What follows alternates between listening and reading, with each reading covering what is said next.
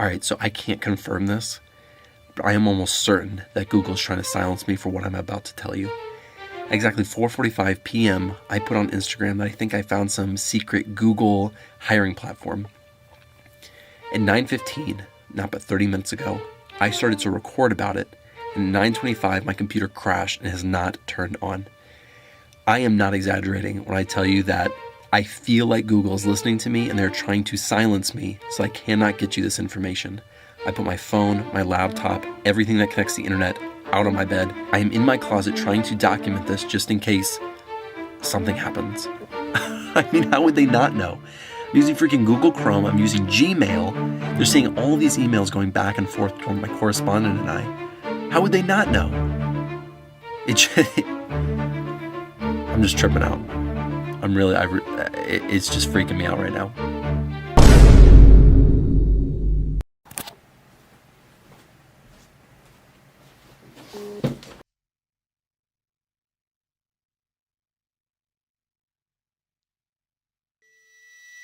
Now, this may sound like a huge conspiracy theory, but I have checked out a ton of other videos, Reddit, subreddits, all these different things going down this huge rabbit hole of what this actually is. And I've seen other YouTubers create content on this exact thing, but none of their channels are half as big as mine are. Some like only 10,000. And I think that Google has let them keep it up there because they don't feel threatened by it. They're like, no one's gonna care.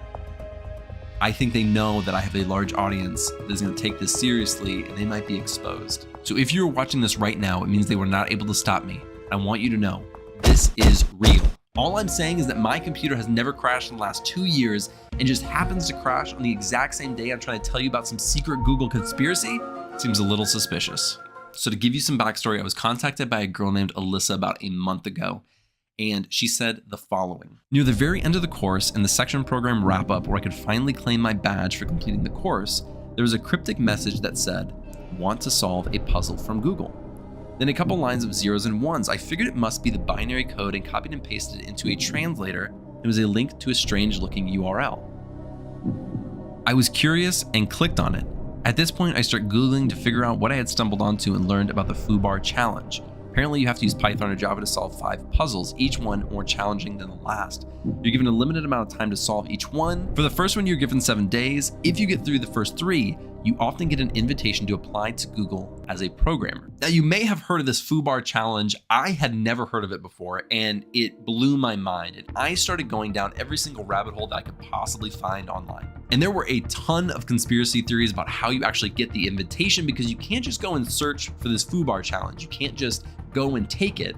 You have to be invited to take it. And a lot of people were saying it's not used anymore and that it's completely debunked and they, that's not something they do anymore. But Alyssa literally just completed the Google Data Analyst certificate and they're leaving these cryptic messages in an email to her. So Alyssa and I start emailing back and forth and I'm like, I have never heard of this thing, but I am extremely interested and I want to help you solve this. Can you provide some screenshots? And Alyssa did not disappoint. So Alyssa says, Alex, thank you so much for taking a look at this. I feel like I'm losing my mind. I'll start with a screenshot of the course of the binary code. Look at all the tabs I have open trying to figure this out. So right here, you can see it says the Google Data Analytics capstone. And right at the end, it says, want to solve a puzzle from Google. It gives her this binary. She plugs this binary in and it gives her this URL right here. So of course, Alyssa being curious, she clicks on it. It pulls up this very interesting foobarwithgoogle.com Google certs. Now I am like 9/10 of the way being done with this Google certification. And at the very end, you're supposed to be connected with somebody to like get a job, right? I haven't finished it, so I don't know. But is this what they were talking about? I mean, I feel like they were going to connect you with like a company or something. Maybe that was just all a facade. And this is the actual place where you're supposed to go to get the job, but only people who are curious and actually figure this out are the ones who are going to get jobs. I don't know. Let's continue. So she signs in and she gets this prompt and it basically says, to help get you started with your first challenge, type request. So she types request and it says, you are about to begin a time limited challenge. You'll have 7 days to complete each newly requested challenge or lose access to this site. If you do not have time for the new challenge, you can sign in and you can save it and try another time. So not only does she find this cryptic link that brings her here, When she actually starts the challenge, there is a time section. If she does not complete it in time, she will lose all access to the site and will never be able to try again. I mean, I remember when she sent me these screenshots and my mind was just blown. Let's keep going. So Alyssa starts messing around with the prompts, and then she finds this minion work assignments and these 2 text files. And then she finally came to the challenge, and the challenge says, success. You've managed to infiltrate Commander Lambda's evil organization. So they give you this little story about the minions right here, and then the real challenge says, write a function called solution data n that takes in a list of less than 100 integers and a number n, and returns that same list, but with all the numbers that occur more than n times removed entirely. It provides some test cases for you, as well as the output that should be given so that you can try to figure out this challenge. And then you're given 7 days and you have to figure it out. And then Alyssa said something extremely interesting.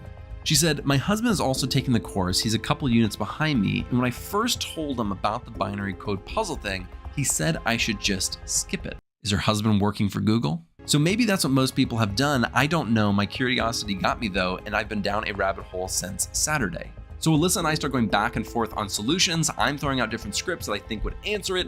We're getting very close, but they kept failing. So eventually we did the most logical thing in the world, and we Googled it, and we found an answer. And once she saved and submitted her solution, she got this. Level 1 complete, you're now on to level 2. So after this, Alyssa basically said, hey, thanks for your help. I really appreciate it, but I don't even know if I'm gonna continue with this, And then I got to thinking, well, if she got the invitation, let me see if I can use that same invitation and sign in and try the challenge myself. So I copied the URL, I pasted it into my Google, and lo and behold, I was granted access. Now, of course, this happened about a month ago, so I had to actually do it because there was a time limit. So I went through and I actually completed the first challenge, as you can see right here. And I am gonna go ahead right now and click request and see what comes up. So let's go request, let's hit enter. And it's now requesting a challenge. All right, I have 7 days to complete this. It says my new challenge is called Power Hungry. It's added to your home folder. Time to solve, 168 hours. All right, so I put in ls right here. It's showing me this Power Hungry, as well as the journal.txt and start here.txt. So I need to change my directory to Power Hungry, which I did. I looked at the contents again, and we have this README again. So now let's take a look at the README. This is called Power Hungry. It says you need to figure out which sets of panels in any given array you can take offline to repair while still maintaining the maximum amount of power output per array. And to do that, you'll first need to figure out what maximum output of each array actually is. Write a function, solution XS, that takes a list of integers representing the power output levels of each panel in an array and returns the maximum product of some non-empty subset of those numbers.